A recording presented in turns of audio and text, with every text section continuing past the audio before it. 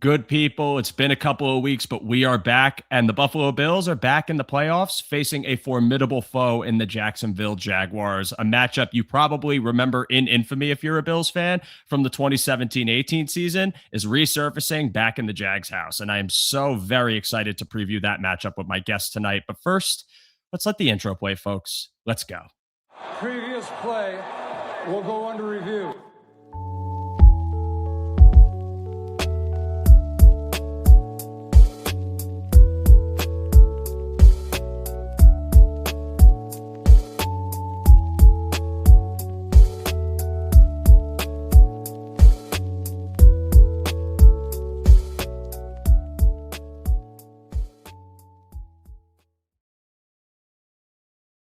Citizens of Earth, lend me your ears and your eyes if you're watching this video. Thank you so much for tuning into this week's episode of Owner to Review. I hope you and your families all had a wonderful holiday season. The holidays have come and gone, but now the real holidays begin. Playoff football. And it's another exciting year for the Buffalo Bills to be going back at a 12-5 record as the 6th seed. A bit of unknown territory over the past 5 years, usually division winners, but you do what you do. You play the game, and hopefully you win it. But it won't be easy. I can tell you that. This is a Jaguars team that has a lot to prove after a really solid first year with Liam Cohen, a really formidable run and pass defense with a myriad of different coverages that are going to put Josh Allen basically in hell for a while for this game, but we hope they can come through. And I'm really excited to preview it with my guest tonight. You've had him on the show a few times. If you remember, we did an AFC South preview episode during the summer. Awesome insight. Awesome follow on Twitter if you haven't. Mr. Travis D. Holmes, thank you so much for coming back to the show and lending me your time in a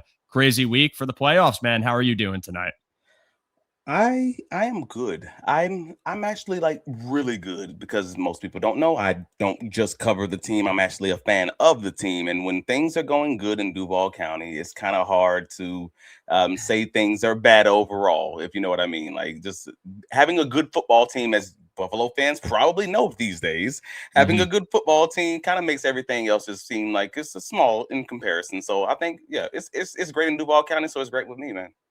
Yeah, and for a long time, things were not great for both of us. I mean, I do remember it was almost like annual Bills-Jags matchup because we both finished in the bottom of our divisions and there was nothing really to play for. And like you had those mid-2010s years where it was just like, but then like things got exciting towards the end of the 2010s. And now look at us. Here we are, a playoff preview for both of our teams, and it feels good. And we'll never take it for granted. And I want to start the show off, Travis, just with a recap of the year for both of our teams, but really for Bills fans that haven't been keeping up closely with the Jaguars.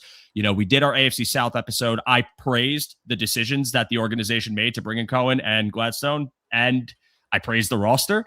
I said it could be a lot of fun. I said they could be the team to take Houston down. They did everything that we anticipated, maybe not in the ways we expected. And I mean, for you as a fan and for other Jaguar fans, this has to be, you have to be over the moon and playing with house money right now. I mean, give me your take on this Jaguar season. It's such a weird thing to have high expectations, but also still have expectations in the basement at the same time. Like, it's such a weird thing to be able to say both things, like, because legitimately, the expectations were in the basement. Like, the bar was in very many ways in hell. And they definitely, when moving off of Trent Baalke, getting Liam Cohen and changing over the whole leadership structure, that trifecta in the front office, new EVP, new general manager, new head coach, etc., that they surpass any reasonable expectations for most Jaguar fans, just being on the same page, just being in lockstep in the way that they do everything. Because when you look at the individual moves that they made this offseason, none of them scream, oh, this is going to be an incredible roster. This is going, like, these are a whole hum NFL, normal NFL moves. You're getting Robert Hainsey from the Tampa Bay Buccaneers, who's a backup center. You're getting Patrick McCarry, again, a rotational versatile offensive lineman, but nothing that's top of the market deals or anything along those lines. Jordan Lewis, a good glue guy from the Dallas Cowboys. It's the Eric Murray, etc. There's so many guys I can name. But when you talk about them, these aren't your day one free agent guys for the most part. Like, the biggest things they've done in the offseason was the draft, trading up for Travis Hunter. And he's been hurt since week 7. He was on injured reserve after coming out of the bye week. So overall, they've done a lot of this without true game-changing talent, true game-changing things. It's just better coaching, everyone being on the same page, Liam Cohen digging the grit, digging the chip on the shoulder out of all of these guys, and just great football, smart, intelligent football moves, putting these guys in the right position. Like, so to your point, they are playing with house money, because I don't think any reasonable fan looking at those moves and looking at the offseason thought, hey, this is going to be the best team in the world, unless it involved Brian Thomas Jr. and Travis Hunter. Yeah. And it's involving really neither of them right now. That's the part where, I kind of come from it as not the way you expected, because you see this, when we did our evaluation, the roster was BTJ and Travis Hunter probably manning the X, and the two-way position player that was probably going to take the lead by storm. And to his credit, for a few weeks, it looked like he was before the injury. I was a huge fan, and I'm really disappointed. Not disappointed, that's the wrong word, but I'm upset that he didn't get to see the full season, realized, and that honestly, from a football perspective, he won't be playing in this game. As a Bills fan perspective, probably happy that he's not. From a football perspective, it would be awesome. And they just have, looking at his potential, and Brian Thomas Jr., who didn't have the season many expected, but still a productive, very solid deep threat. And then Jacoby Myers. I mean, that acquisition seemed to breathe brand new life into the Jaguars, because midseason, you're looking at that Los Angeles Rams game, you're seeing kind of some losses, and you're like, I believe in the roster, I believe in the potential, but it seems like they're probably still treading water a bit, figuring it out. And then they just have a resurgence after they make this deal. The whole receiving corps seemed to be stabilized, and it opened up opportunity, for guys like Brian Thomas Jr., but also Parker Washington, who's been a bit of a revelation, who last season was productive, but this year has been not even just a productive slot receiver, but a dangerous yak weapon, a red zone weapon who plays so above his size, and catch point ability is insane. They are just galvanized, and they're doing it with a run game that is talented in its personnel, but maybe not the thing they lean on the most. It really has been Trevor Lawrence just playing with this poise, this confidence, this downfield aggressive nature that, for fans of his, including myself, who I believed in the prospect and loved that the Jags got him and not the Jets, are happy to see that kind of be realized now. And I applaud the team. I applaud the roster and the organization, because, like you said, it's not that you thought they were going to just downright suck, but when Houston's been winning the division every year, and this is like your turnover year, like this is new blood, you're not going to say they're winning 12 games. They won 12 games. They won their division. They have exceeded expectations, but also in a way that I don't think is unsustainable. I think this is a team that is really here to stay. So I'm very happy for you and Jags 13 fans. games. 13, excuse me. Yes, you did win 13. See, I'm underselling it. That's my bad. I'm taking the L on that. That's just one more thing that Liam Cohen's writing down right now to get these hyped up.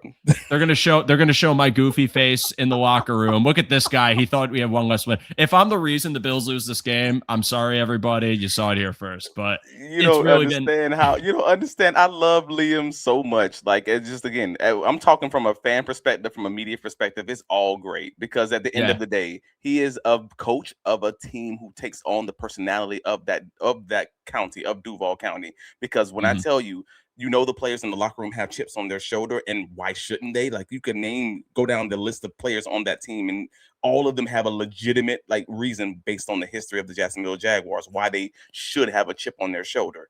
Then you have a head coach who wasn't interviewed by any other NFL team, which is insane. Cycle. Insane to me. I'll never understand that. Who turns a 4-win team to a 4-loss team in one off season, using nearly exclusively the primary players that the previous coaching staff could not win with, because, again, most of their rookie class have been injured, outside of a few guys that's being contributors, but not being those top guys. And that's the wildest part to me. So then, again, down the list, Parker Washington, Brenton Strange. I mean, again, wasn't able to really make the field from over Evan Ingram. Travis Etienne, on the last year of his contract. Devin Lloyd, we don't know what he's going to be. They don't pick up his 5th-year option. Again, all these guys who have a reason to have a chip on their shoulder. And you just gave him another one, just one more media. That he takes on that personality of Duval County, because the respect ain't coming, and he knows these guys get galvanized from that. And I just love the fact that he gets those guys engaged in the media stuff instead of acting like it's not happening, and it's working for him. Yeah, every player's like, I don't see that. But you see that. BS. We know you see it. BS. Like I like the transparency. And I really liked it when they showed him in the film room being like, I got to do better on this. Cause I don't think he's the first coach to ever do that. But you know how teams get with like hush hush press apparent. Like, we don't want you to see this. He was like, no, post that. I want people to know, like, I'm taking accountability too. Like, after I think it was the Bengal game when he was like, I got to be better. Like, this is not us. Like, I root for coaches like that, because that's just a guy that if I was a player, if I was talented enough to be in the NFL, which I'm not, I'm not even close, probably not even a fraction of close. I would want to play for a guy like that. And I really respect it. And just for a team like Jacksonville that, yes, we've crossed paths a few times, they're an AFC contemporary. It's still awesome to see that turnaround. And I if it wasn't for this game, I would be rooting for them just in their matchup, but it's against us. I have to root against you. I apologize. And I just, it is what it is. That's the nature I'll of tell it. you a secret. If the Jaguars don't win this game, the one AFC team that I would like to be in the Super Bowl is the Bills, because I think that'd be the most entertaining game. I'm going to be very clear in saying that, but I do hope y'all don't make it. I appreciate that. I appreciate you taking the complimentary nature of this episode as far as it could possibly go. No, I'll praise the team the whole way through. But yes, this is unfortunate that we have to be the matchup and it can't be later on or something like that. And if it can't be us, I mean, to see T-Law shut people up, shut doubters up, and see a new team go that far, it would mean two things. It would mean a turnaround and a really fun story. It would also mean that the Patriots didn't do it. So you would be the people I'd pull for if it couldn't be us. But I'm hoping it's us, and we're going to talk about that tonight. But, it's kind of interesting because it's the tale of two perspectives with these two teams. You talk about the Jaguars, their 13-win season, and how it kind of came from, not that you thought the team would be bad, but really, I would say a lot of people think they exceeded expectations winning the division and doing that well. And then you have the Bills, who are just a game below in the win column, yet don't win the division. And it's almost like a different set of circumstances and a different set of questions that surround the team, because they've been here before. This is now, I think, Josh Allen's 7th wild card game. I should know that off the top of my head, but brain is fried. He's been here. The team has been here. Sean McDermott has been here. But now it's with a lot more pressure, because whether the team agrees with this, whether the fans agree with this, I know I certainly don't agree with this narrative. It is an NFL playoff field where many would consider him the best. And it puts a lot of pressure on him, and it puts a lot of pressure on Sean McDermott. And because this team has 12 wins, but they've gotten 13 the year prior, 11 the year prior, it feels more like you are just now used to it. It's a great feeling to be used to something like this, but you need to reach the ultimate goal. And I think for the Bills this year, while they did get to 12 wins, there were just some ugly losses in the mix. And while every team loses, the Jags had theirs, the Texans had theirs, Patriots, whoever, they've had their losses. It just felt like the way they lost games this year was a deflating, defeating thing that reared its head multiple times and has fans thinking, oh no, is that going to happen again? And this matchup is very big for future outlook for the coaching staff, because one thing that I will say about the Buffalo Bills is, while they have had playoff success, they've had wins, the one thing they still haven't done with Sean McDermott and Josh Allen, but I blame this more on Sean McDermott, is win on the road. First loss against Jacksonville, lost to Houston in 2019, and a myriad of Kansas City playoff losses that make you wonder, when are they going to do it? And if it's not this weekend, then when?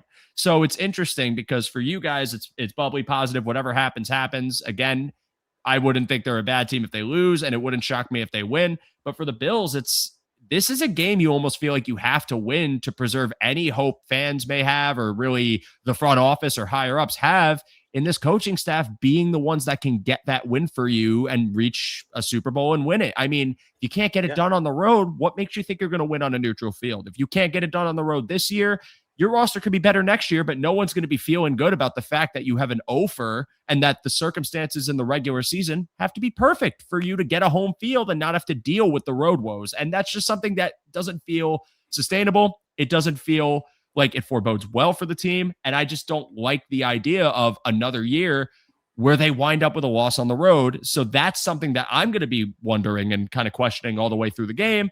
Can they overcome that? And for the Bills this year, 12 wins is cool. The last game was cool. Some of their wins were cool. They beat Kansas City. They beat Baltimore, Cincinnati, like all the quarterbacks that are in the field. They beat the Patriots on the road. But what does it mean if you lose this game?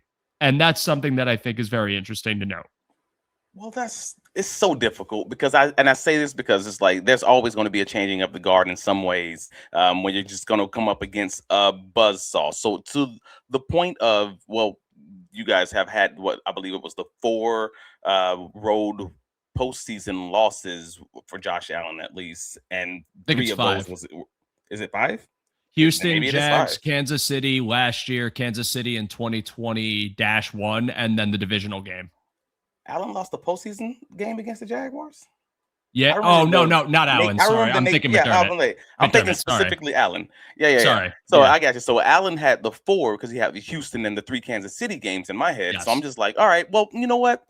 I understand that when a mutant goes up against a mutant, one mutant's going to lose. Like I understand how that works. Pat Mahomes, Josh Allen, whatever. But overall, if I'm saying this is difficult because I actually believe, and I know I'm going to probably piss off some Buffalo fans. Sorry, just telling you my take on it. The way that Trevor Lawrence has played since the bye week, since their week 8 bye week of this year, is nearly identical to how Josh Allen's been playing in the second half of this season. I mean, the way that they use him in the red zone, as far as using Trevor Lawrence's legs, the stats that they've been putting up in the passing game, as far as that piece is concerned, them finding their groove, and actually, like, even some of the frustrations you might have with Trevor Lawrence. Hey, sometimes he holds the ball a little too long, or he doesn't exactly read he's not reading his hot when the blitz is coming. He's trying to use his athleticism, taking those early down sacks. All of those same complaints, because again, I'm in this Twitter spaces with you Buffalo fans often. That's why folks don't know. That's how I met you. That's how I reached out to you. I found you in a Twitter space. So I'm actually listening to your guys' conversations, and the conversations sound eerily similar to Trevor Lawrence. So I package all of that to say they are actually a lot more close than folks are realizing. Is even with the comebacks. I mean, I believe Josh Allen has 4, Trevor Lawrence has 5. The fourth quarter comebacks. And then Tampa, you have Cincy, the New game winning England, drives. Yeah. And with the game-winning drives, you have 3 to 4. So like they're right in shooting range of each other, even on those ways. So when I say if a mutant's going to go up against another mutant, a mutant's got to lose. It's been Pat Mahomes the entire time, but eventually somebody else is going to rise up. And why not Trevor Lawrence? Because they are looking nearly the same. And if they do lose this game, I don't think it's necessarily this huge indictment of McDermott versus this team just isn't very good defensively. It's just not. It's injury prone, and it always has been nearly every year in January for whatever reason. You guys just go through that, and the run game is actually dominant, which is something that you haven't been able to say all in previous years, but now you can. And it's just the other guy, the extra. Like even when something goes up, something goes down, and it's just you guys can't be good on both sides of the ball at the same time for fill in the blank reason. Or healthy. Yeah. Or healthy. Yeah. So there's always going to be an excuse, but I just think Trevor Lawrence in that offense and Liam Cohen specifically is playing at such a high level. If they lost the game, I actually expect it, and that's not me speaking from the place of a Jaguars fan. That's just me being objective of looking at these rosters. Well, my entire stance on the Bills in the playoffs this year that I've told to any person who would listen or people that wouldn't want to listen, but I'll talk about football anyways. The Bills are a team that can get beat, and they're a team that can beat anybody. They're very volatile because on their good weeks, they look borderline unstoppable. Whether you have a good offensive performance or a good defensive performance, they'll sneak in a win. It's the Baltimore game. It's the Cincinnati game. It's New England when they're down 21-0. They just find ways to pull a rabbit out of the hat. It's just kind of the way they've had to live and die this year. But man, when they die, it's lifeless and depressing. And I think that in the case of the Bills this year, you are right in the sense that you could find any assailable excuse. And I definitely will look for reasons they lost. And I'm very confident no matter what happens, win or lose, the credit won't only go to, or the blame won't only go to Josh Allen. But I think it's more just an amalgamation of, well, if you lose this game, it's not really an indictment on the Jaguars, who I've praised, I think are a very good team. I mean, I will say this, it wouldn't shock me at all if this is a loss for Buffalo. And I'm not trying to be a doomer for Bills fans who are probably going to get on me when they watch this episode. Like, man, he's so negative, but it's really just, I'm trying to be a realist here. It's really just to say, like, I think the Jags are a great team, but for Sean McDermott, you've been here long enough where you've been in these games before against good teams. I mean, I think last year's Baltimore game was a matchup that a lot of people probably wrote the Bills off in just for the matchup because of how good the Ravens could run the ball, how surgical, cerebral Lamar had been, and how weak the Bills defense had seemed because of injury and back end coverage and questions there. And they still managed to win that game. So it's like, if you lose in the first round, that's not a morale boost, even with excuse, even with injury. I mean, you still got Josh Allen. You have proven that your second half adjustments can take out really good offensive players. Against the Bengals, they limited Jamar Chase's productivity. Against New England, they had great answers for Stephon Diggs and Kayshon Boutte on the boundary. Like, I gotta ask you this.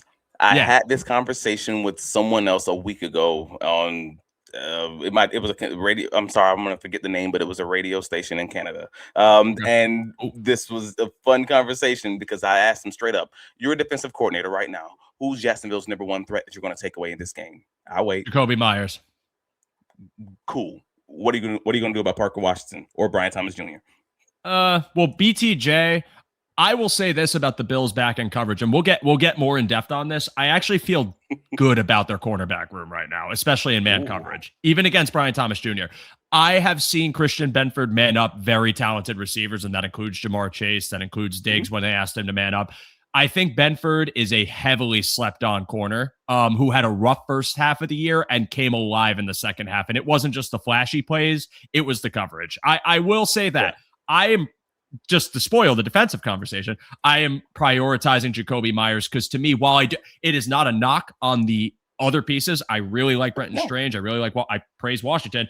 I think the passing game has ran through Myers as a spark plug to a point where I think if you are able to restrict his usage, I don't want to say it's like, oh, you're going to shut the Jags offense down, but I do think you take a crucial piece away that Lawrence has become not dependent on, but he's counted on him at key moments. And I think that part of it is what I would prioritize. So that's my answer to that question. I just think it's interesting because with the fact that the Bills will be down their cornerback 3, cornerback 4, starting safety potentially with DeMar Hamlin. Like, there's some real conversations surrounding that Jacksonville core because, from my perspective, you've had Jacoby Myers for, I believe it's been 8 weeks, 7 weeks. 4 of those weeks, Parker Washington's led the team in receiving because there's literally been situations where they see, all right, they're going to put the Denver's going to put their best cornerback, PS2, Patrick Surtain on Jacoby Myers. All right, cool. Parker Washington's just going to go out there and just destroy double bracket coverage on 3 different plays for over 100 yards. And also some insanely bad tackling from a really good defense. I watched that game and I was like, Jesus Christ, dude. Like, they don't give up yak. They don't give up yak. And they did that game all day. Even when they finally put PS2 on Parker Washington, and they just could not do anything with Parker Washington. And that's where I'm at. It's like, if you take one guy away, they've shown you they're willing to throw to Parker Washington 10 times. Or you want to take him away? We'll throw to Brian Thomas Jr. 8 times at Indianapolis Colts game. Oh, you want to take him away? We'll throw to Brenton Strange 5 times on 2 drives all the way down the field, which is what they just did last week against Tennessee. They shut them down for 1 drive. The following drive, 4 out of 5 catches go to Brenton Strange, including the touchdown drive and touchdown catch. And I'm just like, this is the problem for many defenses. Who's your cornerback 3, cornerback 4, your safety 2 is going to become the problem because Liam Cohen is truly in his bag right now and finding those matchups. And that's where I'm like, if you feel comfortable, God bless you. I hope you're right. But from a Jaguars perspective, I'm looking at this like not very many teams have that kind of depth, especially with the injuries that Buffalo's dealing with right now. Well, and we'll talk about that a little bit more because I do agree with that. And I think what you have with the Jags skill group is kind of what, I think the Bills have wanted to build and a lot of teams have wanted to build. You could say it's the Green Bay mantra. It's that well-rounded group where everyone fits the position. There isn't really a lack of options. You have the speed threat, the vertical threat in Brian Thomas Jr. You have the savvy, shifty slot guy in Jacoby Myers, but can play boundary, can play outside as well, and is very good at both. A true route running technician. Honestly, I've said this last year too, one of the most underrated wide receivers in the NFL. It's becoming realized now. He was well deserving of the extension. Then you have this, kind of like the Jags version of a Shakir, the yak shifty slot guy, but he's also more than that. He's also physical and he's also, again, like plays above the 5'10" frame. He is the type of receiver you do have to account for. Brenton Strange has been a very productive tight end for them. I liked him really as a backup understudy to Evan Ingram last year, and I think he's solidified himself as their staple tight end. I think the Jags are probably another tight end away from really putting defenses in hell if they want to run up 12P with a really formidable type. Like if the Jags somehow got like Kenyon Sadiq from Oregon in this draft, I don't think they would do it, but holy shit, that would be terrifying for the rest of the league because that's just, there's no matchup that you don't have on offense unless you're truly backed into a corner. But talking about your offense versus this defense, and what I think it's really going to come down to is how the Bills attack you on the early downs and how often the Jags try to play fake and go play action. Because what I think it is they know they are dealing with an injury on the offensive line. And I do wonder if they try to offset that with some deeper drops from Trevor Lawrence to try and allow him to see the field and give your receivers more time to separate and get open. Because let's be honest, for as good as your coverage can be, for as correct as your play calling can be, it is a group of guys that are talented enough to offset what you did by just having enough time to scan the field and get open. And that includes Trevor Lawrence. So my question really for this matchup, and I'll pivot back to you to see how you would think the Jags offense would attack the Bills defense, who again, nickel defense, they mix coverages up. It seems like their go-to game script had really been kind of that feeler defense, game script drives that kind of get moved the ball on, but then they make savvy adjustments where they begin to mix their coverages up and nothing is off the table, whether it's 3, whether it's buzz, single high, whether they go quarters, they've done some cover 6, they mix it all up. I wonder if for the Jags, how they plan to really just read and react to how often the Bills will throw the kitchen sink at them and how they try to mask the deficiency if, Van Lanen can't go. And how does the protection hold up? And also for the rushing game for Jacksonville, is it going to have a productive day? Because this Bills rushing defense hasn't been great, but they have had some, I would say, bounce back performances in the second half of the season, whereas the Jags rushing offense statistically hasn't been as productive as it did in the first half. Do they get in good downs and distances for Trevor Lawrence, or is it a game where you're playing from 3rd and 7+, 3rd and 6+ a lot of the time, and it's going to force Trevor to survey the field and throw, and how do the Bills match that? So give me your take on this matchup from the Jags offense's perspective. So I'm going to start at the end and go back forward on this question, just because the last thing you said was talking about the 3rd and longs. Trevor Lawrence, in the second half of this season, since Jacoby Myers and Parker Washington's ascension started, have been living, feeding, eating in those 3rd and long scenarios for whatever reason. I can't tell you why it's been working so much better. I mean, I can probably just say Parker Washington's been balling on those contested catches and Jacoby Myers has been eating in the middle of the field, and they got Brenton Strange back from injury. That's the easier answers. But overall, it's even when he has been presented with those 3rd and 7+, 10+, they've been very, and I don't have the numbers in front of me, and I wish I did because I know they're impressive, but they've been very impressive at converting. As odd as that is, because that's when you want to stay out of those scenarios, generally speaking, but also he's been very good at doing it. To your original point, discussing the fact that Cole Van Lanen, left tackle for the Jaguars, may not play. I mean, he hasn't practiced on Wednesday or Thursday yet. I thought he was going to play personally, just based on everything that I saw, everything that I had heard at the time. But he hasn't practiced. We'll see what happens on Friday's practice, if he goes limited and kind of what happens there. But if he doesn't play, Walker Little obviously shifts over back at left tackle, which is where he started the season for much of the year anyways. And then you have Patrick McCarry, who's no longer injured because he's at least been limited these first 2 days of the week. He'll just slot right back in at right guard. Overall, it actually does do a lot of benefit for the Jaguars run game because he's one of their better run blockers. So a lot of that downhill, cratering of the run game has been because he's been nursing that back issue even before he left the actual game for it and missed a few games due to it. So having him back might actually be a positive thing for the Jacksonville Jaguars run game. But also, I think folks kind of know what this Buffalo Bills defense is and what it's not. Also, they're not a defense that's generally going to hold the point of attack. They don't have the big guys like that. You got Ed Oliver on IR. You just put Jordan Phillips on IR. You were missing Daquan Jones for a little bit of the time. Yeah, I think it seems likely he's going to play. He's been ramping up all week. He hasn't been out for any practices, so I think you'll see him. Right. So that's my overall point. Is all right, cool. They're generally not holding the point of attack. You guys are just one gapping this thing. Also doing a lot of good run blitzes on the early downs, or blitzing on the early downs. We'll just call it, whether it's a run or not. You don't know until it happens. But because of that, because the expectation is that Buffalo defense is more likely than not on your 1st and 10 situations, or in your first and 10, 2nd and let's say 7 to 5 range are probably going to be run blitzing you. Those are your opportunities for Trevor Lawrence to take those shot plays. And to that original point, but Trevor Lawrence against the blitz, whether it's a run blitz, pass blitz, is 13 touchdowns, 3 interceptions, 107.8 passing rating. That's not bad. Also, Trevor Lawrence in play action, 7 touchdowns, 1 interception, 91.9 passer rating. And he's very good at doing it, especially since that bye week. So overall, when I'm looking at this, I'm saying that leans Jaguars. If we know you're likely going to blitz, we don't have to run into a buzzsaw. We don't have to run into something that we know is more likely than not coming. And our quarterback kind of thrives in that situation anyways. It kind of just makes sense that you're going to probably have to do something different if you're Buffalo to be successful. If you just going to keep running into something that you know he's going to be very comfortable in beating you while you're doing it, if that makes any kind of sense.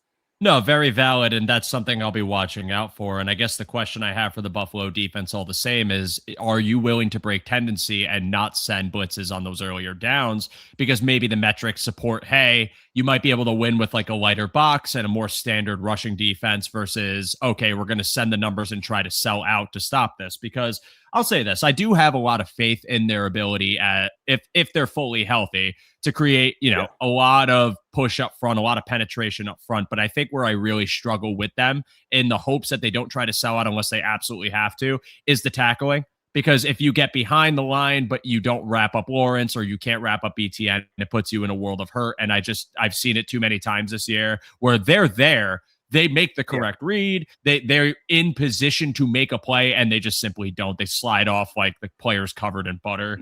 It's really frustrating. And that's going to be the thing for me too, is let's say you do blitz and the blitz does hit home. Can you wrap up Lawrence? Can you wrap up BTN? If you don't blitz and you want to break the tendency, that's cool. But then can you sustain with the lighter front? Is that going to be too much for you where you do get pushed around? What I will say about this front, so you mentioned Jordan Phillips.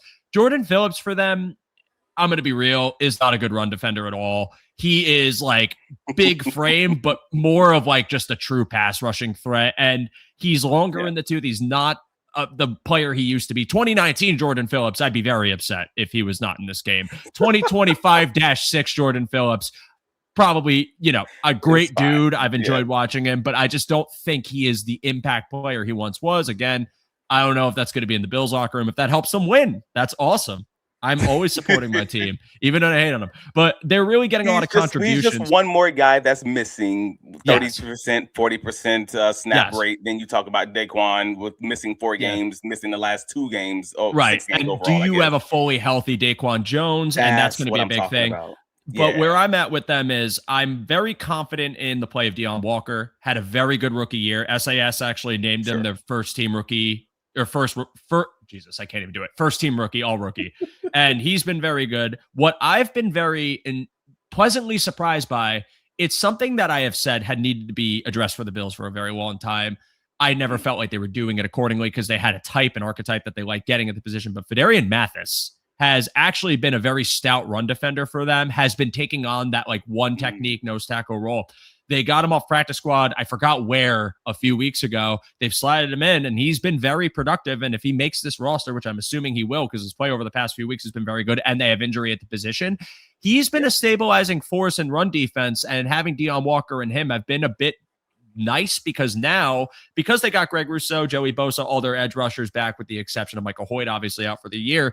You now allow TJ Sanders and Larry Ogunjobi to be in their hunter role. And that to me is important because both of them have been very productive over the past few weeks in that position. TJ Sanders is a natural 3 technique pass rusher. Like he's very good at that. He was good at it even when the Bills fans turned on him after like 3 games of his career. His pressure numbers were very good. And Ogunjobi being back from suspension, being healthy, he's been good when he's been in his position. I'm interested to see how impactful those players, Deion Walker, Mathis, are very specifically to the rushing attack and whether that keeps the Jags in the 3rd and long. But then again, like you just pointed out, it doesn't really matter because they've seemed to have thrived in 3rd and long. So it's really just, can you give yourself opportunities to give them disadvantageous down and distance and hope you can get a turnover or a sack or something to generate a negative play? And what coverages are you going to run? It's a mixed bag. They love their 3. They've been running a lot more single high.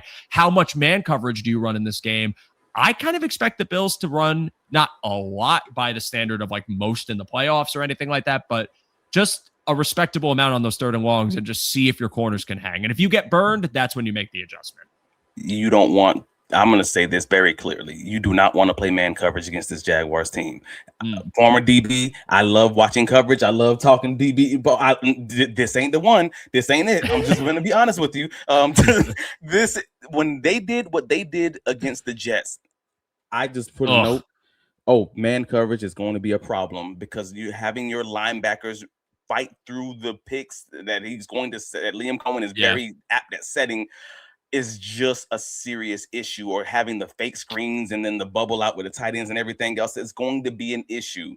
And then they did the exact same thing against the Broncos, who tried to play whatever it was, 40% man in that game. And I'm like, I said it. This is going to be a problem.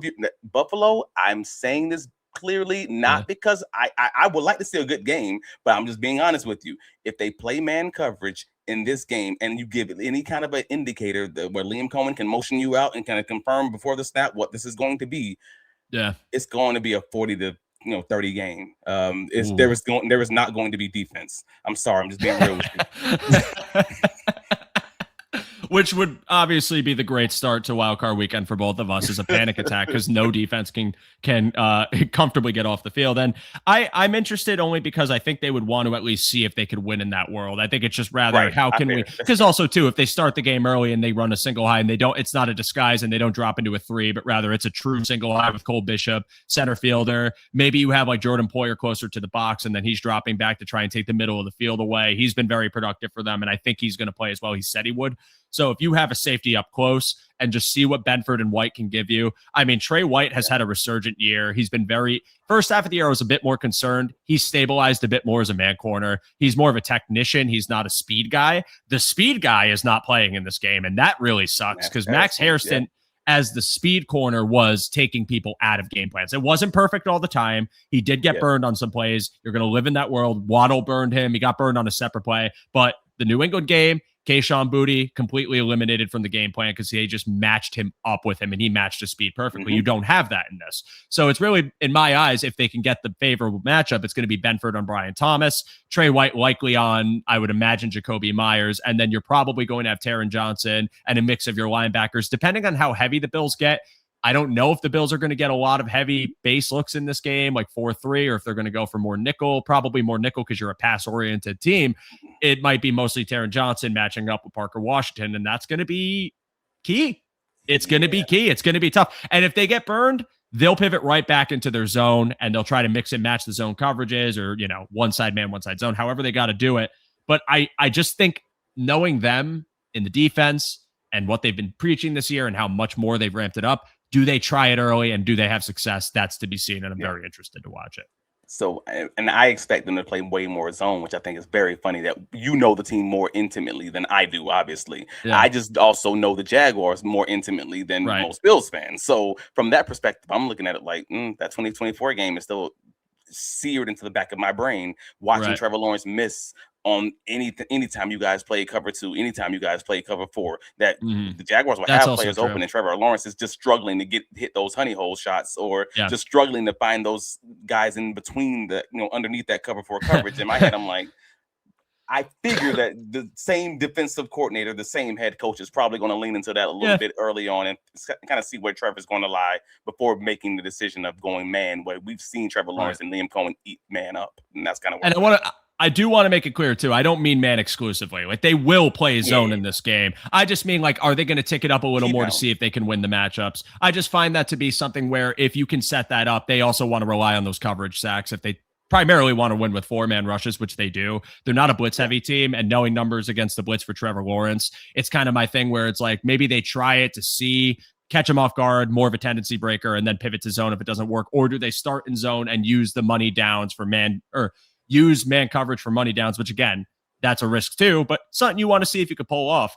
And really, when you talk about that last game, it's so funny because that's when you had Nielsen manning the defense, a member of the Buffalo Bills staff right now. And I'm pretty sure the Jaguars were the heaviest man running team in that.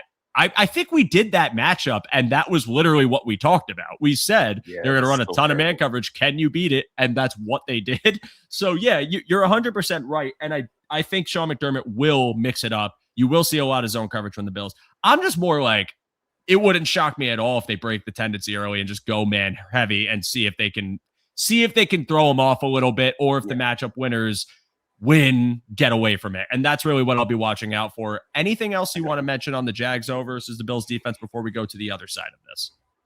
No, I mean, for the most part, you got it. Like, that's basically the big ticket items overall. Like, yeah, it's gonna be an interesting conversation, to say the least, because I don't know if the Jaguars offense is going to be able to run the ball even against the light defense, the light boxes. And if they can't, that's going to be a major problem for the Jaguars, to allow them to sit back in those, maybe even too high coverages, because normally when you guys get into those third and obvious, that's when you're seeing the too high coverages. You're seeing a little bit of cover 2 man, which is weird. You guys lead the league in cover 2 man reps, but it's only like at 6% because no one runs it like a crazy amount. It's truly week by week. So yeah, the league leading team in calling the coverage is the Buffalo Bills at 6%.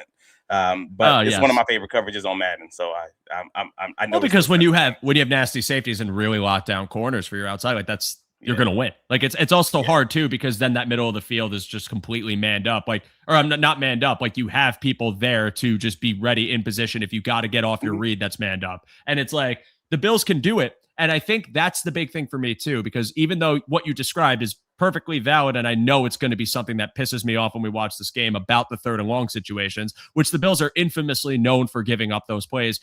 It's ironically the defense they've built where, like, that's where they want to be, because that's where they're supposed to have success.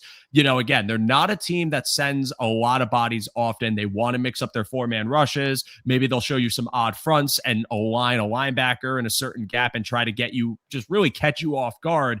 But to me, it's like they trust their back end coverage so much that, like, on a third and long, they anticipate being able to win that way. So, like, if they end up getting the Jags in that position and they have success, whether it's in a zone coverage and shutting Trevor Lawrence down and taking those reads away, they're going to be galvanized, because if you can't run on them, that's the world Sean McDermott wants to live in. That's how the roster's constructed. Like, I don't want to say don't care about run defense, but they definitely have they're a bend don't break mentality. And you see kind of the frames of a lot of the guys. Granted, it's changed a little bit over the past couple seasons, but like the penetrating nature, the havoc creators up front, they're willing to get burned, because at the same time, one negative play and they feel in control. So we'll see, because if the Jags can't run the ball and the Bills do live in the backfield in that regard, what does it mean for Trevor Lawrence? Do they feel more pressure running out of third and long more consistently? And do those great numbers maybe come down a little just because of how often they're ending up there, and the Bills maybe being able to mix it up a little bit?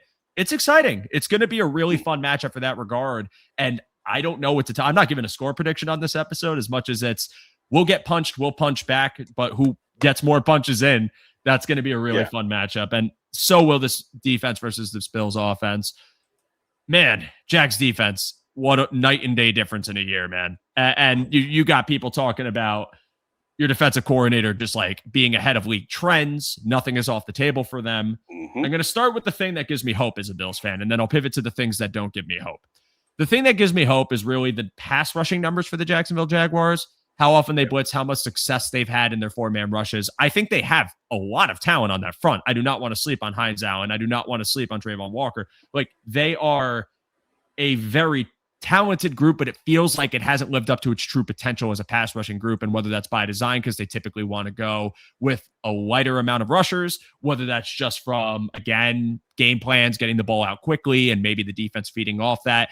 I'm very curious to hear your perspective from the Jags defense, and just, again, the myriad of coverages, how effective they've been at disguising. Like, what is your take on how they're going to attack this Bills offense? Well, I mean, they are in a lot of ways the exact opposite of Ryan Nielsen. Not to throw shade at but no, they are. They definitely are. The Ryan Nielsen team is the one that always tried to dictate to offenses what they're going to do. You knew they were going to play man coverage. They were going to try to be aggressive and physical at the line of scrimmage. Cool. That's great. But also, if you just have better players on offense, then you're probably going to win a lot of those matchups against Jacksonville, because you know exactly where they're going to be, exactly what they're going to do. In this defense, you do not know from a down-to-down basis or a quarter-to-quarter basis what they're going to do. And one thing that we've consistently in Jacksonville, the Duval Devout is what we call the Jacksonville Jaguars fan, the Duval Dive. The Duval Devout all kind of know. First drive of the game, opposing team is probably going to have success. It's just going to happen. You're probably going to be driving maybe even the first quarter of the game, looking like it's going to be a high scoring game, and then you're in hell. And that's where things go left quickly for Anthony Campanelli, because he is the myriad of, four different, guys that he's coached with. And it's because he's, bringing a little bit of that Brian Flores into the conversation, bringing up, a little bit of that Vic Fangio into the conversation, and everything that he's kind of giving you with his amount of pressure that he's actually bringing versus the amount of time he's actually showing pressure. It gives you the vibes of that whole, again, Brian Flores type situation, but he doesn't blitz nearly as often. Everything that he does is about at an average rate. Like he's not, whereas Brian Flores was, I'm top of the league and how much I'm actually blitzing you. No, I'm just showing blitz every snap, but I'm actually doing it. I'm actually doing it maybe 25%, and it's fine. And you're just going to have to be really good at your hots. You're going to have to be really good at your protections early on. You're going to have to be really good at your communication, really good with your third down back, who in this game might not play for Buffalo as far as their blocking. All those things have to be right. Or you're going to be wrong on, I don't know, half of your downs. And that doesn't mean we have to sack you. My goal is to make sure you throw the ball and get rid of the ball early, and we would just all converge on you and just get the tackle and get off the field. So the Jaguars sack numbers don't look great, and a lot of people don't like that when you're talking to the Jacksonville Jaguar fans, but most of them, at least in our fan base, in our podcast community, generally understand it. No, most of these quarterbacks are getting the ball out in less than 2.5 seconds. Like, a lot of them are averaging around 2.1 to 2.2 seconds time to throw, where it's just like, all right, cool. Well, they know what this is. They're not going to hold the ball unless you get a certain quarterback like a Justin Herbert, like a Josh Allen, where they're going to try to hold the ball. Well, that's just going to open up your opportunities for you to get those 3-sack games, 4-sack games. And that's what happened when the Jaguars played Justin Herbert and they played Cam Ward. So, and from my perspective no, the Jaguars are probably going to get scored on the opening drive. I'm going to say that now. I don't even know what's going to happen in the game. And I'm just saying that right now. And then the real game starts when you get off of your script. And you're in the room with this guy who's incredible at countering, incredible at disguising coverages, and incredible at now doing this when you don't have time to kind of game plan and have a real deep conversation with your quarterback to get him on the same page. And now you're stuck in the room with me for the next 3 quarters. That's when it gets interesting. I'm not in here with you. You're all in here with me is kind of the mentality. And it's funny when you describe it, it's very funny how the philosophy of his defense, not verbatim in the way they actually approach things, but rather just like everything you described about like opening game drive is a touchdown, or you're probably going to run down the field. We wait for you to kind of show your hand and then we pounce. That's Sean McDermott. Like, that's something Sean McDermott loves doing. And we've seen it. Like, you've seen the Bills' second half comebacks that we just talked about earlier in the show. That's what they do. Like, the amount of second half defensive dominant performances you could talk about. I know the Miami game had a skewed score. They did contain Miami for a lot of that second half, but the defense got worn out because the offense couldn't get anything going. The Atlanta game, New England, like Tampa Bay, they really had a lot of success in that second half, just making those pivots and really just getting you to kind of, okay, feel comfortable. But then once we mix it up in the back end, you're not going to know what to do. And honestly, I would argue Drake May's worst performance of the season came in the second half against the Bills.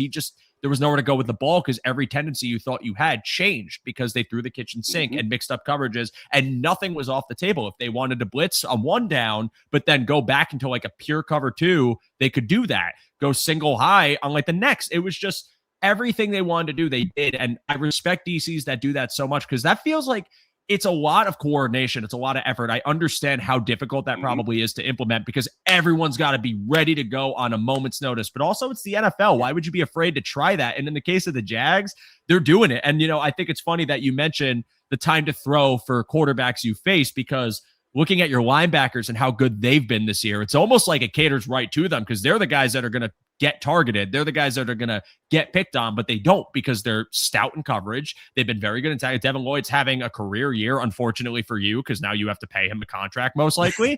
But like also he's playing like he's worth the contract. So why would you not with this defensive coordinator, unless you think you could draft somebody, which there's a lot in the draft, but it's a defense that just makes you guess. It's a defense that'll put you in hell. And it's a defense that does the thing that McDermott wants, gets you to hold the ball second guess and generate turnovers. That's why it reminds me so much of it. Maybe in their approach is a little different because I think the way they show pressure is a little different, but that's an awesome world to live in. And they just have the bodies and the guys in the back end to really handle it. I really love your cornerback room. I think it's been really good. I thought the trade this year was interesting because I was like, with Cleveland, it feels like a lateral move, but it's worked for you. And yeah. And honestly, it's worked for both teams because I think for Cleveland's side too, it's worked out well. That defense just doesn't get the same notoriety because the offense is in hell.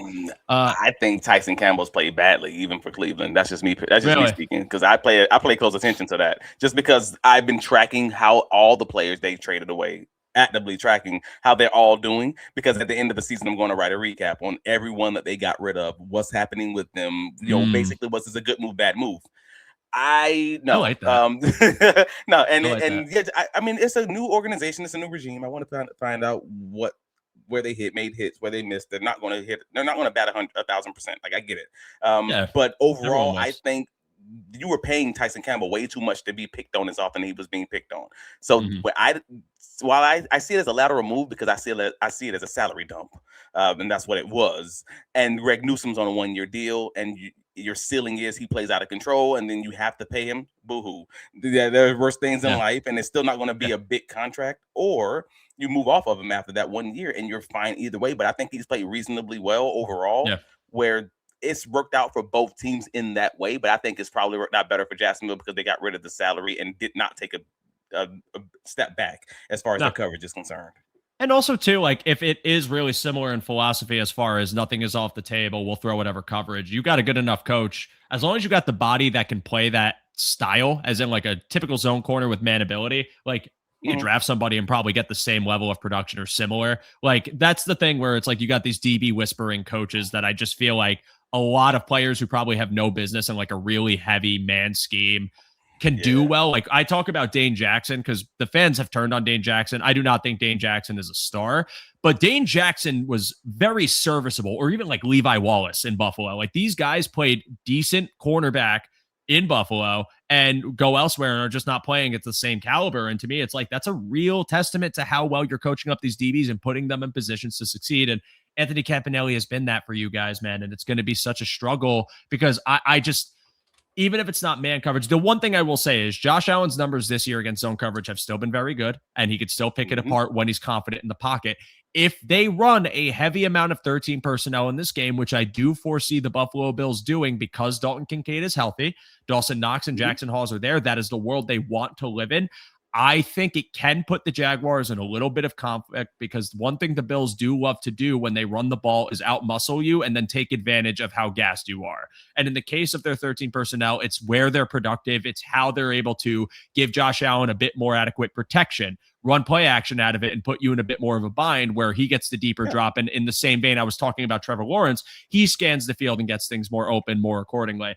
It to me is the fact that you have Dalton Kincaid in this game for the Jaguars defense. I do think Kincaid in an individual matchup, he does very well against linebackers, even the better ones in the league, or slot corners. And if he is healthy enough to take advantage of those matchups and they run a decent amount of play action, Bills are pretty average to below average as far as rate, but they're very good in the numbers. That is a very big difference maker for me because maybe in game script early on, they don't run it a heavy amount or they show it here and there, but when they need to pivot to it, they do. What will be the tell?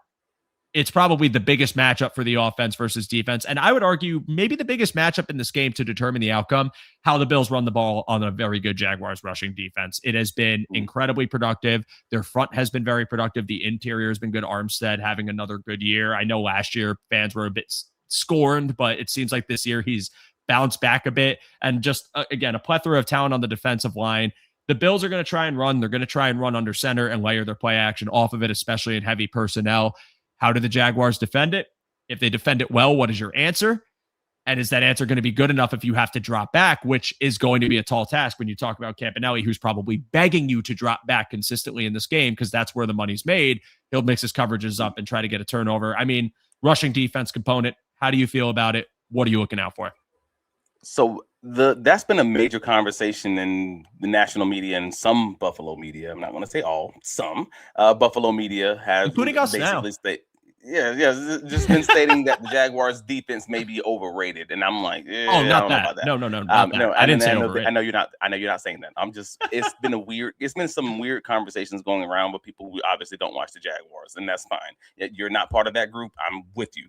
The Jaguars' run game is really interesting because they did have the game against the Rams where they spammed the Jaguars with 13 personnel in that game, because that was the first week that Sean McVay kind of started introducing that streak of, I believe it was like 6 games in a row, but they were just doing it at like a 40% snap rate. That was the first game of it, and he does it against Liam Cohen, who used to play for him, he used to coach for him, and that's just like, it was messed up. But in the end of that game, you could see that, all right, Campanella, they figured out what they needed to do was kind of counter that, but it took them a full 2 quarters to kind of figure out their best personnel situations to kind of make that work. I don't think teams will be able to catch them off guard doing it these days because of that, because I have to believe that they've learned from that situation against the Rams, that they're like, all right, cool, we've kind of figured out and honed in and kind of solve some of our run issues, solve some of our big body issues. They've added Matt Dickerson, our practice squad player, who's helping in the run game, and they've actually had Mason Smith, former 2nd-round draft pick from Trent Hawkins 2024. He's been in healthy scratch 3 weeks in a row because they're playing Matt Dickerson as that run stopper who can give you a little bit at least in the pass game. And it's allowed them another big body in those situations where you're playing against 6 offensive linemen, 3 tight end sets, whatever it may be, where you're expecting a little bit more of a run situation or play action situation. But also now they struggled early on against those 3 tight end sets and against tight ends in general because Devin Lloyd was hurt for a few games. Folks don't talk about that when they say the Jaguars struggled against tight ends generally. They forget that, well, the guy who's in the middle of the field shutting it down isn't there. So that's probably a big reason. Eric Murray was hurt for a 4-game stretch. And also, now you have Antonio Johnson, who's literally Pro Football Focus's best safety now at the end of this season, just showing up out of nowhere, giving them another option as a third safety sets, where those guys are like legitimately shutting down the middle of the field, where it's been very difficult for anyone who loves those in-breaking routes, who loves to play ball in between the hashes, where it's like, oh, this is a real strength versus strength conversation, even in those 3 tight end conversations, because what folks thinks is a weakness for Jacksonville was only a weakness because they were missing literally all 3 of those guys at one point. And they're back, and it's not been the same since the bye week for that reason. And it's also, 1 week facing 13 personnel and not doing well doesn't mean it's your whole season. It's based off trends. And if the trend stopped, it's no longer a trend. It's just how you defend it. The Rams were successful in that game. But I have to think even in this game, despite that, that's what the Bills are going to try and win with. It's their best version of offense. What I am curious about now is they've ran it. Josh Palmer is definitely hampered. I don't even know if he plays. He has a bum ankle. He's had the bum ankle since the Atlanta game, which sucks because I don't know if you watched that Atlanta game, but like that was going to be Josh Palmer's breakout game. Like, I don't even say that like in like, fan hype. Like, he was targeted deep twice. He had like 60 something yards before he got hurt. He was shaping up to be the offense, and they've needed that guy. He gets a bum ankle. He's not the same player at all. Brandon Cooks, who came here, freelance receiver a few weeks ago. He is going to be the one I'm watching out for when they're talking about that single receiver and 13 personnel. Because I will say this about Kincaid, like I said, despite how talented the defense is, I do think he's going to win those matchups, especially if they run play action. He's a smooth route runner, and he's very good at finding any sort of soft spot in your zone coverage. And if he's drawing attention, Brandon Cooks has something left in the tank. I was skeptical of it. And the name is hilarious to even say in 2026 as like an actual like potential X factor weapon, but he has something left in the tank. I was worried about the drops when he first got here. It was very clear there was a chemistry deficiency with him and Allen. That Philly game, he's winning that contested catch in the late part of the game that almost won it for them. If it was not for the 2-point blunder, he gets open on a play action concept earlier in the game and creates clear separation. Like, the speed is there. I just wonder how often they do try to test you vertically, and even if it's to decoy, what that does if you have him and Kincaid on the field at the same time. If they decide to go back into 11 personnel, are they going to use Kincaid as an tight end not lined up in line because he's not an in-line blocker, at least not for defensive linemen, and they go empty and they try to go widespread, and maybe if Josh Allen's legs cater into that look being more threatening, like, what does it look like now that you have a guy that might actually sell a vertical threat that isn't just Dalton Kincaid? Because even though, yes, he's longer in the tooth, he's an older guy, the speed's there. Mm-hmm. They've proven that they will throw to him. Even in the misses, they've targeted him in crucial moments. Granted, the Cleveland game, he was wide open. Josh put a ball on him and he dropped it. He catches that ball. That's another moment where you're like, oh, they might have figured this out. I'm very interested to see what Brandon Cooks means to the Bills in this game, and if it's 50 yards and a touchdown or 5 yards, and we're all disappointed. So that's going to be probably an X factor thing for me too, in addition to everything we just spoken about. But this Jags defense is healthy. They will defend 13 personnel very toughly. I don't expect it to be an easy thing. I expect it to be a slog for this Bills offense, but we'll see. I think that's how they're going to attack them, and I'm excited. I think the Bills change up, and and again, I don't want the Bills to do this. I do not. Let me be clear. I do not want to do the work for the Buffalo Bills. But from my perspective, and I know they don't want to be a shotgun run team, though they're very good at running from shotgun, and you guys are averaging 6 yards a carry running from the shotgun in those RPO situations. Yeah.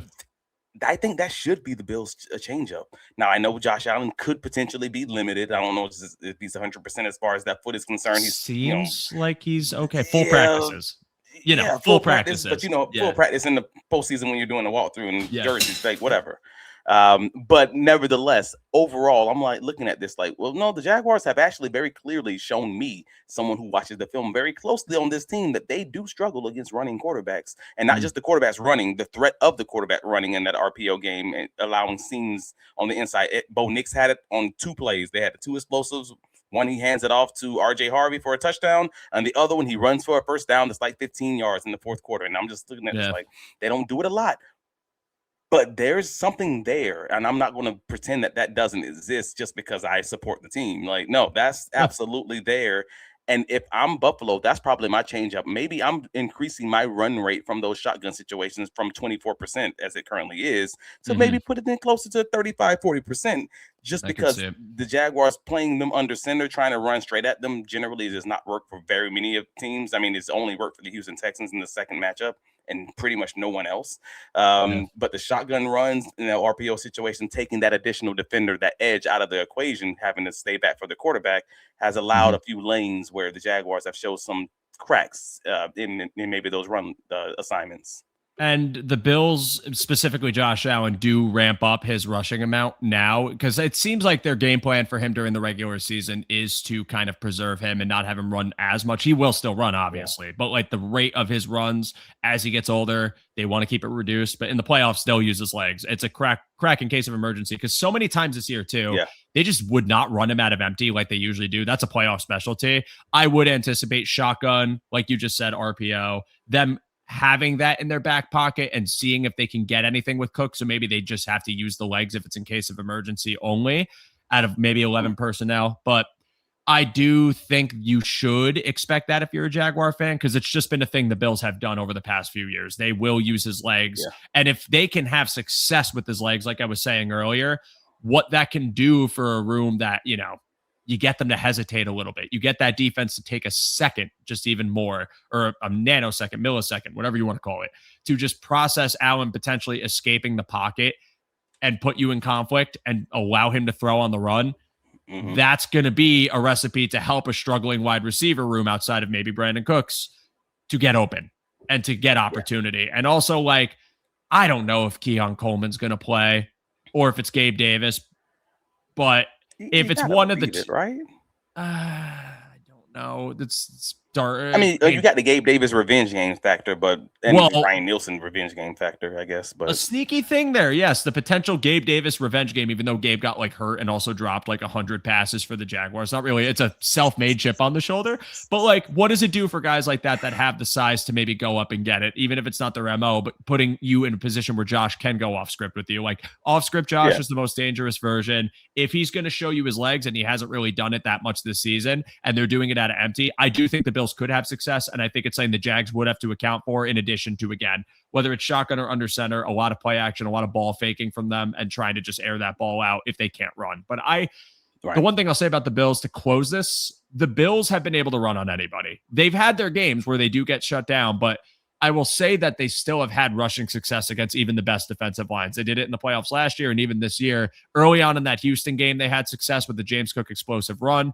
I would honestly argue they got a bit too far away from the running game there, really game script dependent there, and how the pass rush was affecting them and the terribly long downs and distances they had to play with.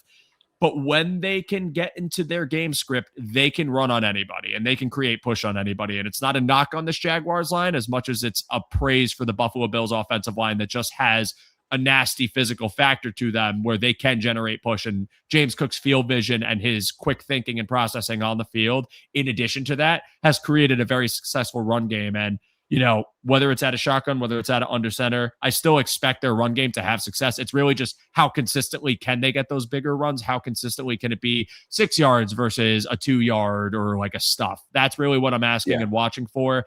The Bills have success on the ground. That's where they want to live. That's where they can really thrive and be a team that can score 30 points. That's the matchup to me right there. If they can run the ball or not. If they can't, you're really hoping for Josh to pull magic to be able to solve this defense, because it's going to be really tough if you're asking these wide receivers to win and just go get buckets for you consistently. It hasn't been his strength. And that's not been his thing. And that leans right into what the Jaguars want you to do. So from that perspective, I wouldn't hold out hope, but it's possible. Yeah, it is. And listen, playoff Josh is a thing. He has really good playoff numbers, even in the AFC Championship loss last year, which wasn't a perfect game from him by any means. Still walked off the field with the lead at several points. I do think that off script ability and just kind of this dialed in version of him does happen in the playoffs. I've seen it. Some throws he doesn't make in the regular season where I'm like, damn, you had it. Just become automatic for him. And like seam balls. I'm like, dude, you played the Steelers a couple years ago and you threw one of the prettiest deep passes to Dalton Kincaid. Where the hell was that? Multiple points in the year where you could have been the 1 seed. What's going on? But I think it's going to be an awesome matchup. I'm so excited to watch it. I'm really appreciative of you coming in and providing the Jaguars perspective on this. Again, I know we got to get you out of here, but I want you to just give me some closing thoughts on the matchup. It doesn't have to be a prediction, but anything you feel like you still want to say before we sign off for the evening. We've talked about a lot of the big things, but I think the injury situation is going to be very serious. As far as I don't know how close it's going to necessarily be when we get to the end of this, but if it is a close game, your kicking situation and what's going on between Matt Prater and Matt Wright and versus Cam Little on the other side, who can kick it from the freaking literally on the other side of the 50-yard line on multiple occasions. That becomes an easy edge for Jacksonville. You don't want to see. I mean, again, I'm a fan of both Matt Wright and Matt Prater. They're both Matt Prater's my former teammate, andTt Wright both went to UCF. So I played with Matt Prater. Oh, wow. And Matt Wright is also from UCF. So I love these Florida guys put the game on the line for a game-winning field goal situation, and if they just happen to miss for the home team. That, for me, feels like a great storyline for drama purposes. Knock on wood. That's great. Oh my God. Yeah, no, I'm going to knock on every wooden door in this place after this episode's over. I think so. Prater, they basically said, we're going to see how he does during the week. He did practice today. I haven't heard anything negative on that. So tomorrow will be the tell. If he has a full practice and he's good, he'll probably play. My only thing is how effective, how is that quad going to linger? Because it seemed precautionary. It's been lingering. And he leaves the game with the issue. Even if he says he's good, you're not worried that he's going to be injured in pregame or in the middle of the game again. Yeah. No, it's probably the number one red flag for this game, and just so on brand for the team. And if they lost because they couldn't make a single extra point, had to go for 2, or didn't have a kicker, at that point I'm kind of like, maybe take what I said earlier, but the only exemption to anything I said was their kicker just straight up died before the game happened, and we have nothing. So that is a huge thing. And we didn't really talk much about special teams, but honestly, the Bills special teams unit has stabilized a bit more. The return game has. Ray Davis has been really good. He led the league in return yards, which I was very happy to say. I'm very excited to see what it looks like in this game, but that kicking component is everything. If he's not 100%, I don't know. They're probably asking the same question right now. Sean McDermott's probably saying a prayer that Prater's fine tomorrow, because if he's not, but he's like, oh no, I can go, coach, I got it. What do you do? I mean, who has to sit the game because you need the kicker instead of Prater? What do you do with him? Do you sit him another week? Do you have another week is the question. So are you bringing up 2 kickers just to sit someone? That's the weirdest part about it. But like, you don't know, because Prater's your guy and he's been clutch for you. But also, if he's not 100%, you got to have the insurance because it's the playoffs and you got to break some rules in the playoffs. This isn't regular season against an NFC team. It's your season's over if you don't get this right. So yeah, that's a really depressing way for Bills fans to end the show. Maybe not for you, but for us. And that's cool that you played with them. That's I didn't know that, but Travis, he missed the extra point in overtime in our Hawaii Bowl. That jersey is from the Hawaii Bowl, my last game at UCF. He misses the extra point, and that's how we lose the game in overtime. Yeah. I am very sorry. Yeah, I hope that doesn't happen for Buffalo.